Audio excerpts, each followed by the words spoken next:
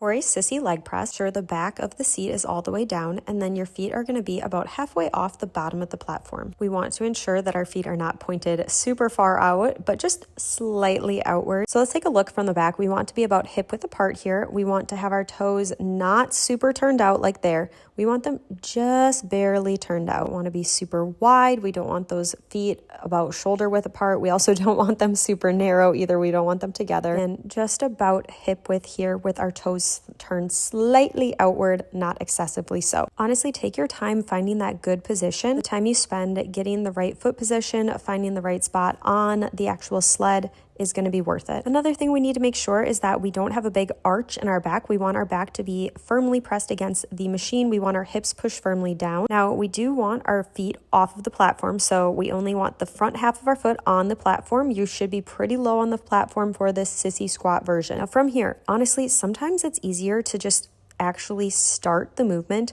Allow yourself to fail out of it. So allow the sled to come all the way down.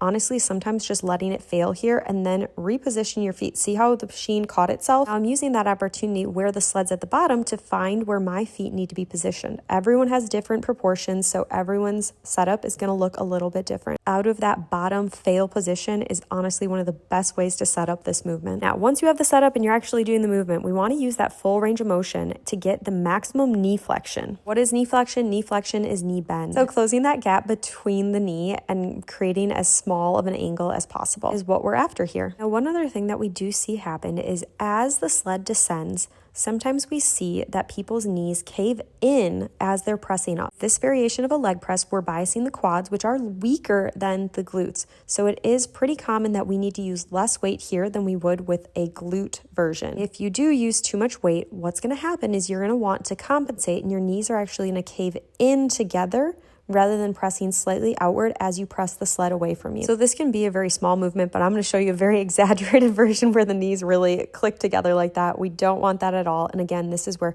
slightly pointing those toes outward can help be a little bit preventative.